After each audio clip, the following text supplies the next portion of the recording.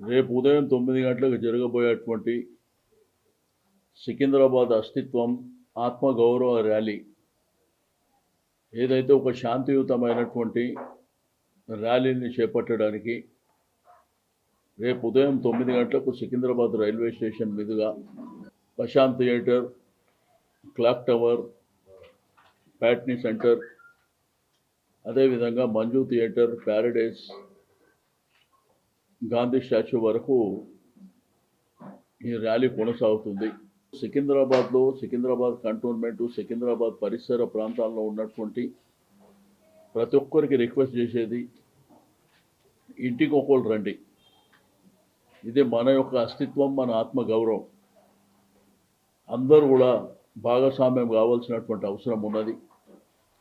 నేను ప్రధానమైనటువంటి రాజకీయ పార్టీలు కానీ, స్వచ్ఛంద సంస్థలు కానీ అందరూ కూడా ఇన్వైట్ చేస్తా ఉన్నాను.